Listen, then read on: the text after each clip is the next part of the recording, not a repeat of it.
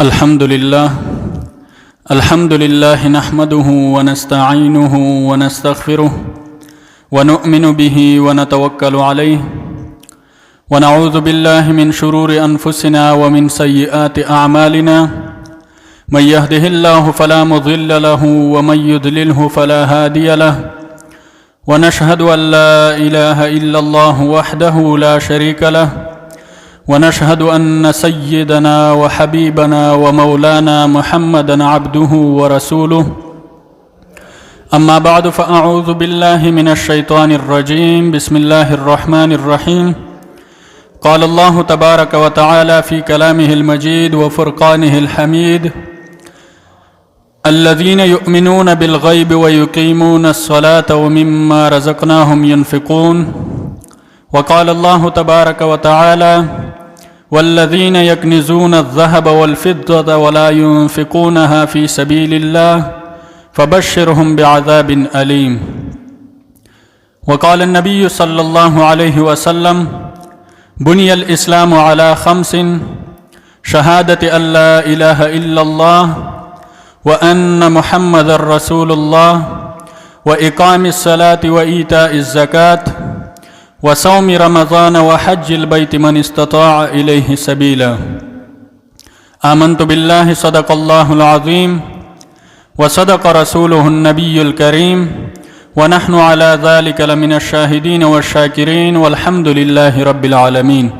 درود شریف اللهم صل على محمد.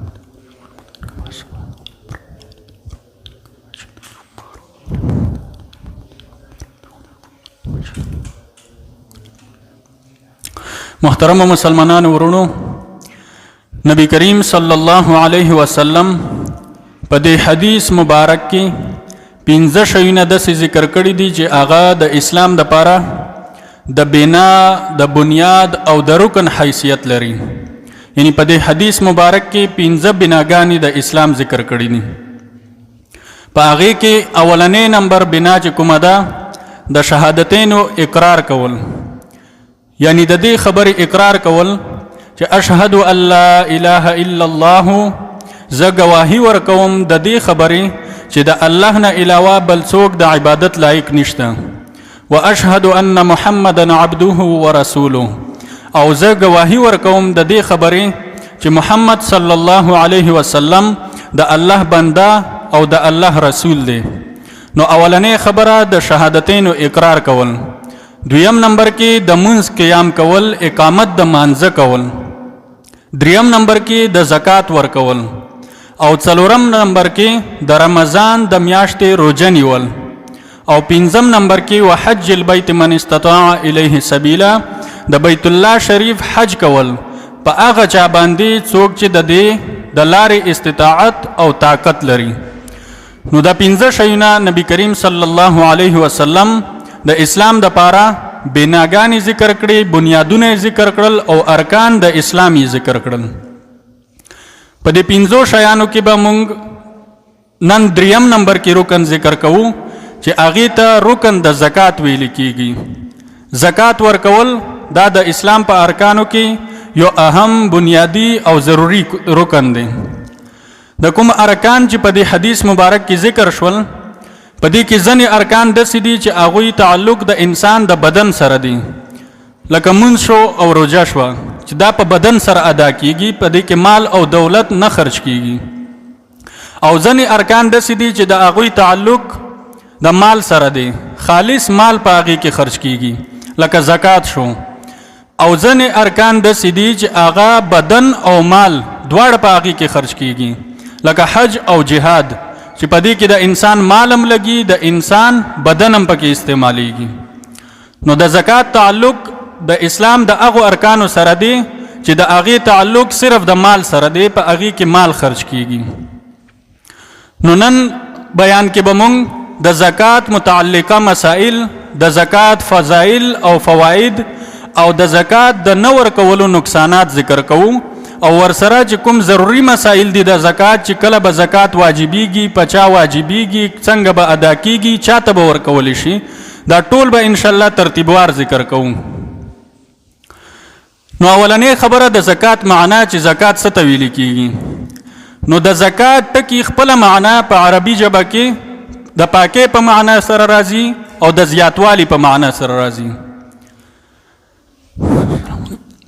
یعنی ته چې کله د خپل مال نه زکات ادا کې د الله حق ادا کې نو په دې سره تا خپل بقایا مال پاک کړلو او ستا بقایا مال کې به برکت راشي، په برکت سره به هغه مال زیات شي.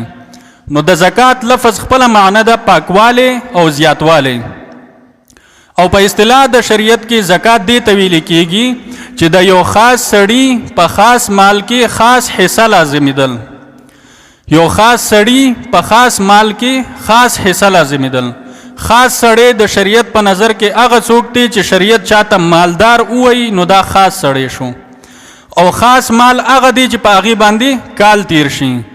او خاص حصہ کومه چې د شریعت حکم دی چې 40 روپۍ نو هغه خاص حصہ شوه. نو بقایا چې کوم تفصیل دی د دې هغه مخکې راځي، خو مختصرا دا خبره چې خاص سړی په خاص مال کې خاص حصہ لازمیدلو ته څه ویل کېږي په شریعت کې؟ زکات ورته ویل کېږي. او د زکات د اهمیت اندازه د دې نه ولګوئ چې دا یو داسې حکم دی چې صرف په امت محمدي باندې نه دی فرض شوی، بلکې سابقه امتونو کې هم د زکات حکم موجود وو. لکه څنګه چې د مانځه حکم موجود وو، همدغه رنګې د زکات حکم هم موجود وو. لکه په سورة الانبیاء کې الله تبارک وتعالی د حضرت ابراهیم علیه السلام، بیا د زوی حضرت اسحاق علیه السلام، بیا د هغه زوی حضرت یعقوب علیه السلام تذکره چې کله کوي نو په آخره کې الله تبارک وتعالی فرمایي واوحینا الیهم فعل الخیرات واقام الصلاة وایتاء الزکات، چې موږ دوی ته حکم کړو چې تاسو د نیکو کارونه کوئ، و اقام الصلاة منځ قایموئ، و ایتاء الزکات او زکات ورکوئ. همدغه رنګې د حضرت اسماعیل علیه السلام تذکره چې کله په سورة مریم کې کیږي نو الله تبارک وتعالی تذکره کوي چې وکانه یأمر اهله بالصلاة والزکات، چې اسماعیل علیه السلام به خپل اهل و عیال ته، خپل د خاندان کسانو ته د منځ او د زکات حکم ورکولو. همدغه رنګې د حضرت عیسی علیه السلام تذکره چې الله تبارک وتعالی کوي او هغه خپل قوم ته خطاب کوي نو خپل قوم ته وایي چې واوصانی بالصلاة والزکات ما دمت حیا، چې ما ته الله تبارک وتعالی حکم د مانځه کړی دی او حکم د زکات یې کړی دی تر څو پورې چې زه ژوندی وم. همدغه رنګې چې د بني اسرائیلو نه کله الله تبارک وتعالی د خپلو حکمونو د عملي کولو کلکه وعده اخلي نو په هغې کې یو حکم دا ذکر کړی دی چې واقیموا الصلاة وآتوا الزکات، تاسو منځونه قایم کړئ او تاسو زکات ورکئ. نو د دې نه اندازه لګي چې زکات یو دومره اهم حکم دی چې ابتدا د شریعت نه، ابتدا د اسلام نه، ابتدا د انسانیت نه دغه حکم جاری ساتل شوی دی تر انتها د دې دنیا پورې. او مونږ تاسو وویل چې په نبی کریم صلی الله علیه وسلم به طور بنیاد ذکر کړی دی، به طور رکن یې ذکر کړی دی. او د رکن په باره کې د شریعت قاعده دا ده چې د اسلام د یو رکن نه که یو سړي انکار وکړلو نو هغه د اسلام د دایرې نه خارج شولو او د کفر دایرې ته داخل شو. د یو رکن د اسلام نه چې څوک انکار وکړي نو هغه ته مسلمان نه ویل کېږي، هغه د اسلام نه خارج شو، کافر شو. او که رکن یې منلو خو د رکن په ادا کولو کې کوتاهي کوله، په ادا کولو کې سستی کوله نو په دې سره سړی فاسق ګرځي، فاجر ګرځي. نبی کریم صلی الله علیه وسلم چې کله وفات شو نو یو څو قبایلو د زکات د ورکولو نه انکار وکړو. د ابوبکر صدیق رضی الله تعالی عنه په دور خلافت کې نو ابوبکر صدیق رضی الله تعالی عنه د هغوی په خلاف باندې د جهاد اعلان وکړو، فوجونه یې تیار کړل. حضرت عمر فاروق رضی الله تعالی عنه ورته وویل چې دا خو کلمه گو مسلمانان دي، د دوی خلاف ته څنګه جهاد کوي؟ دوی خو منځونه کوي، دوی د الله په وحدانیت باندې ایمان لري. نو ابوبکر صدیق رضی الله تعالی عنه ورته وفرمایل چې والله لاقاتلن من فرق بین الصلاة والزکاة، زما دې د الله په ذات باندې قسم وي چې څوک د منځ او د زکات په منځ کې جداوالی راولي، تفریق راولي، زه به د هغوی په خلاف باندې جهاد کوم، قتال به کوم. او بیا بل قسم وکړو چې زما د الله په ذات باندې قسم وي چې کدوی د اوخ یو رسې د نبی کریم صلی الله علیه وسلم په دور کې په زکات کې ورکوله او زمانه هغه رسې منع کړه نو بیا به زه د دوی په خلاف جنگیږم تر څو پورې چې هغه یو رسې د زکات ماته دوی ادا کړی نه وي. نو د دینه پس د حضرت عمر رضی الله تعالی عنه په دې خبره باندې سینه کلاو شو، شرح صدر یې وشو او دا اندازه ورته ولګېده چې ابوبکر صدیق رضی الله تعالی عنه چې کومه فیصله کړې ده دغه فیصله برحقه ده. د اسلام په ارکانو کې چې څوک د یو رکن نه انکار وکړي هغه د اسلام نه خارج شو، اگر که ټول احکام د اسلام عملي کوي او په ټولو باندې په زړه سره یقین ساتي، خو چې یو رکن نه انکار وکړي د ضرورت دین نه انکار وکړي نو هغه انسان د اسلام د دایرې نه خارج شو، کافر وګرځیدو. نو دا د زکات اهمیت ته او دا د زکات فضیلت ته. د زکات ډیر فضیلتونه په قرآن او حدیث کې ذکر شوي دي او ډیر نقصانات یې ذکر شوي دي چې څوک د زکات نه ورکوي او د زکات په ادایګي کې کوتاهي کوي. خو دغه یوه خبره یاد ساتئ چې د الله تبارک وتعالی چې څومره حکمونه دي دغه حکمونه د حکمت نه خالی نه دي، د فایدې نه خالی نه دي، خو کله کله هغه حکمت او فایده په ظاهره موږ ته په نظر نه راځي. نو ضروری نه ده چې موږ ته د یو حکم حکمت یا فایده نه وي معلومه او موږ به په هغې عمل نه کوو. دا د الله تبارک وتعالی د طرف نه په موږ تاسو باندې فضل او کرم دی چې هغه د یو حکم فضیلت بیانوي یا ثواب بیانوي او یا حکمت بیانوي. کني موږ ته حق نه دی حاصل چې موږ د هغې حکمتونه لټو او د هغې په فضایلو پسې ګورو، بس دې ته به ګورو چې د رب العالمین حکم دی موږ به عملي کوو. موږ د هغې د بندګۍ دعوه کړې ده چې موږ ستا بندګان یو، نو په حکم کې به حکمتونه او وجې او فضایل نه لټوو بلکې بغیر د فضایلو نه به هم د الله حکم منو او په هغې به عمل کوو. نو د زکات په فضیلت کې قرآن کریم کې بېشمېره آیتونه راغلي دي. الله تبارک وتعالی فرمایي ورحمتي وسعت کل شی، چې زما رحمت وسیع دی، هر شي ته شامل دی او په هر شي باندې زما رحمت احاطه کړې ده. فسأكتبها للذین یتقون ویؤتون الزکات، خو دغه رحمت به په خصوصي طور باندې د هغو خلکو دپاره لیکل کېږي په چا کې چې تقوا وي، په چا کې چې د الله یره وي، په چا کې چې خشیت وي. ویؤتون الزکات، او څوک چې زکات ورکوي نو هغوی ته به د الله تبارک وتعالی د طرف نه خصوصي رحمت متوجه وي. بل ځای کې الله تبارک وتعالی فرمایي وما آتیتم من زکات تريدون وجه الله فاولئک هم المضعفون، او کوم زکات چې تاسو د الله د رضا دپاره ورکوئ، د ځان خودنې او د تکبر دپاره نه بلکې د الله د رضا دپاره چې تاسو زکات ورکوئ، فاولئک هم المضعفون، دغه زکات زیاتېدونکې دی، دا دوچنده کېدونکې دی، یعنی د دې اجر او ثواب بیا به دوچند تا ته میلویږي. بل ځای کې الله تبارک وتعالی د مؤمنینو صفات ذکر کوي چې مؤمن څه ته ویل کېږي، مؤمنین څوک دي. نو الله تبارک وتعالی فرمایي الذین یؤمنون بالغیب، مؤمنین هغه خلک دي چې په غیب باندې ایمان راوړي. لکه مونږ او تاسو ټولو په غیب باندې ایمان راوړی دی. مونږ د جنت او د جهنم مشاهده نه ده کړې، مونږ د سزا او د ثواب مشاهده نه ده کړې، خو نبی کریم صلی الله علیه وسلم مونږ تاسو ته ویلی دي او دغه قرآن یې راته بیان کړی دی او مونږ تاسو د هغې تصدیق کړی دی. نو د مؤمن اولنۍ علامه دا ده چې الذین یؤمنون بالغیب، هغه به په غیب باندې ایمان راوړي. ویقیمون الصلاة، او دویمه علامه دا ده چې هغه به اقامت د منځ کوي، منځ به قایموي، منځ کوونکی به وي. او دریمه علامه دا ده ومما رزقناهم ينفقون، کوم رزق چې الله تبارک وتعالی دته ورکړی دی د هغه رزق نه به دی خرج کوي، د الله په لاره کې به خرچې کوي، صدقې به کوي او د مال چې کوم حق دی زکات هغه حق به ادا کوي. بل ځای کې الله تبارک وتعالی فرمایي قد افلح المؤمنون الذين هم في صلاتهم خاشعون، په دې ځکه مسلسل د مؤمنینو نشانې او علامات ذکر کیږي. په دغه علاماتو کې او په دغه نشانیو کې یو نشانی د مؤمن دا ده والذین هم للزکات فاعلون، او هغه خلک مؤمنین دي څوک چې زکات ورکوونکي دي، زکات ادا کوونکي دي. نو الله تبارک وتعالی بار بار د زکات ادا کول او د زکات ورکول دا د مؤمن په نشانیو کې شمار کړي دي.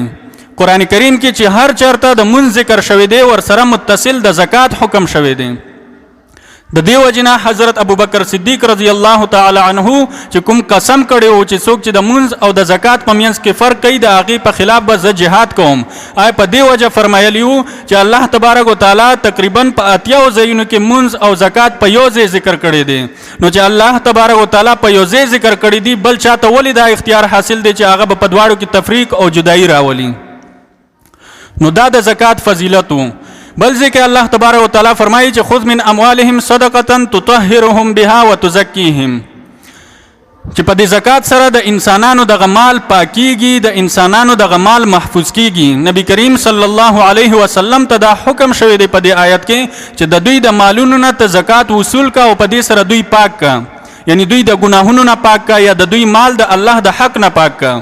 او نبی کریم صلی الله علیه وسلم فرمایي چې خپل مالونه د زکات په ذریعہ سره محفوظ کړي، یعنی که څوک دا غواړي چې زما مال د محفوظه پاتې شي نو هغه د زکات ادا کړي، او که څوک دا غواړي چې زما بیمارانو ته د الله تبارک وتعالی شفا ورکړي نو هغه د صدقې وکړي، او که څوک دا غواړي چې زمانه د تکلیفونه ختم شي، مصیبتونه د رانه ختم شي، آفتونه د رانه ختم شي، نو هغه د عاجزي اختیار کړي او الله په حضور کې د دعاګانې وغواړي. نو دغه څو عملونه چې سړی وکړي نو مال به محفوظه پاتې شي، د بیمارو مصیبتونو او تکلیفونو نه به د محفوظه پاتې کیږي. نو دا د زکات فضایل او د زکات اهمیت وو. اوس راځو دې خبرې ته چې که څوک زکات نه ورکوي د زکات نه ورکولو نقصانات څه دي. نو قرآن کریم کې الله تبارک وتعالی فرمایي چې والذین یکنزون الذهب والفضة ولا ينفقونها فی سبیل الله فبشرهم بعذاب علیم، چې هغه کسان چې زکات نه ورکوي، والذین یکنزون الذهب، هغه کسان چې د سره زر او سپین زر خزانه کوي، را جمع کوي، را ټولوي، ولا ينفقونها فی سبیل الله، او د الله په لاره کې دغه پیسې نه خرج کوي، دغه مال او دولت نه خرج کوي، فبشرهم بعذاب علیم، دوی ته د دردناک عذاب بشارت ورکه، زیر ورکه چې دوی ته به دردناک عذاب ملويږي. هغه دردناک عذاب به څنګه وي؟ نو هغه عذاب هم قرآن کریم په خپله بیانوي. یوم یحمى علیها فی نار جهنم فتکوى بها جباههم وجنوبهم وظهورهم هذا ما کنزتم لانفسکم فذوقوا ما کنتم تکنزون. د قیامت په ورځ باندې به دغه مال راواخیستل شي او د دې نه به تختې جوړې شي، او د جهنم په اور باندې به دومره ګرم شي چې د دې مال نه به په خپله اور جوړ شي، او په دې اور باندې به بیا د دوی په څټونو باندې، د دوی په طرفونو باندې، د دوی په تندو باندې داغونه لګولی شي. د جهنم د اور داغونه به د دوی په تندو، په مخونو او په څټونو باندې لګولی شي، او بیا به ورته دا وویلی شي هذا ما کنزتم لانفسکم، دا هغه مال او دولت دی چې تاسو د ځان دپاره جمع کړی وو، فذوقوا ما کنتم تکنزون، نن یې مزه وڅکئ د هغه مال چې کوم تاسو خزانه کولو، کوم مال چې تاسو را جمع کولو، او د الله حق مو نه پیژندو، د خپل ګاونډ حق مو نه پیژندو، د فقیر او د مسکین حق مو نه پیژندو، هغه مو نه ادا کولو، نن دغه عذاب د خپل مال وڅکئ. حضرت عبدالله ابن عمر رضی الله تعالی عنه فرمایي چې یو ځل نبی کریم صلی الله علیه وسلم د مهاجرینو یو جماعت سره مخامخ شو او ورته ویل چې ای د مهاجرینو جماعت، دغه 15 بیماری که په تاسو کې راغلي، دغه 15 خصلتونه که په تاسو کې پیدا شول، نو په تاسو باندې به داسې تکلیفونه او مصیبتونه راشي چې د هغې نه به د خلاصون څه لاره درته نه میلویږي. په هغې کې اولنی نمبر ګناه دغه ورته وښیلو چې کوم قوم چې په بدکارۍ کې مبتلا شي، کوم قوم چې په بېحیایۍ کې مبتلا شي، او کوم قوم چې کلم کله علی الاعلان فحاشي کوي او د الله د احکامو نه سرکشي او بغاوت وکړي، نو الله تبارک وتعالی به په دوی داسې نوې نوې بیمارۍ مسلط کړي چې د هغې نومونه به دوی مخکې نه وي اورېدلي. دویم یې ورته دا وښیلو چې کوم قوم په ناب تول کې کمې کوي، ناب تول کې کمې کوي، نو الله تبارک وتعالی به په دوی باندې قحط مسلط کی، په دوی باندې به مشقت مسلط کی، او په دوی باندې به الله تبارک وتعالی یو ظالم او جابر بادشاہ مسلط کی. دریم نمبر کې جرم یې ورته دا وښیلو نبی کریم صلی الله علیه وسلم چې کوم قوم چې زکات ورکول بند کی، زکات ورکولو نه منع شي، نو الله تبارک وتعالی به بارانونه پې بند کی، او په مخ د ځمکه که ځناور نه وي موجود نو الله تعالی به یو څاڅکې د باران هم نه وي راغورځولی. او څلورم نمبر کې ګناه نبی کریم صلی الله علیه وسلم ورته دا ښیلې ده چې کوم قوم چې د معاهدې خلاف ورزي کوي، یعنی وعده وکړي بیا هغه وعده ماته کړي، نو الله تبارک وتعالی به په دوی باندې یو بل داسې قوم مسلط کړي چې هغه به د دوی مال، جایداد، متاع، هر شی لوټ کوي. او پنځم نمبر کې ګناه نبی کریم صلی الله علیه وسلم ورته دغه خیال ده چې کوم قوم چې د الله د حکمونو خلاف فیصله کوي او د الله د حکمونو خلاف حکمونه جاری کوي نو الله تبارک وتعالى به دوی په خانه جنگي کې مبتلا کی، په دوی کې به خانه جنگي شروع کی. نو محترم په خپل په نظر واچوي چې په دې کې کوم یو ګناه داسې دی چې هغه ګناه زمونږ په معاشره کې نشته، هغه ګناه زمونږ په دې قوم کې نشته.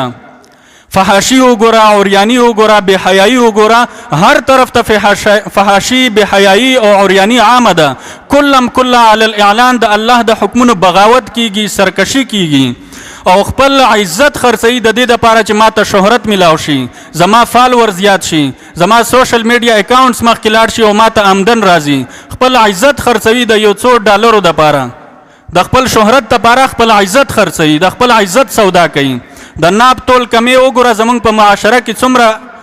عروج ته رسېدلې دی، دوکه ده، ملاوټ دی، ناب تول کې کمی دی، وعده خلافي ده، د الله د حکمونو خلاف فیصله کوو، د خپل رواج مطابق فیصله کوو. یو ځای کې چې زمونږ د خواهش او د الله د حکم په منځ کې مقابله راشي یا زمونږ د رواج او د الله د حکم په منځ کې مقابله راشي نو موږ خپل خواهش ته ترجیح ورکوو، خپل رواج ته ترجیح ورکوو، د الله د حکم نه بغاوت کوو، د الله حکم او د الله کتاب شاته غورځوو.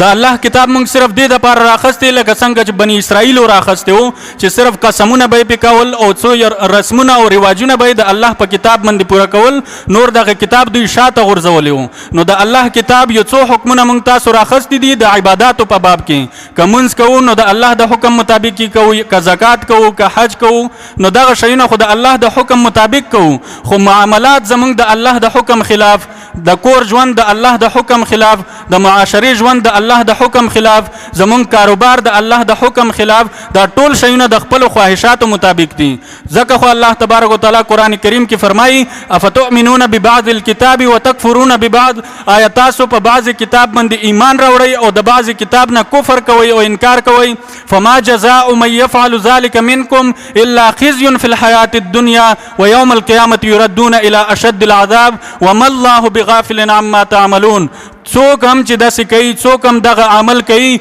دوی به الله تبارک وتعالی په دنیا کې ذلیلوي، په دنیا کې به رسوا کوي. و یوم القیامت یردون الی اشد العذاب، او د قیامت په ورځ باندې به سخترین عذاب دوی ته ملويږي، دردناک عذاب به ورته ملويږي. وما الله بغافل عما تعملون، او الله تبارک وتعالی زموږ تاسو د عملونو نه غافل او ناخبره نه دی، لا علم نه دی، په دې هر څه باندې د الله تبارک وتعالی نظر دی. نو الله تبارک وتعالی دې په دې خبر باندې د عمل کولو توفیق را نصیب کی. واخر دعوانا ان الحمد لله رب العالمین. آمين. الحمد لله رب العالمين والعاقبة للمتقين والصلاة والسلام على أشرف الأنبياء والمرسلين محمد وآله وأصحابه أجمعين. ربنا لا تزغ قلوبنا بعد إذ هديتنا وهب لنا من لدنك رحمة إنك أنت الوهاب. ربنا تقبل منا إنك أنت السميع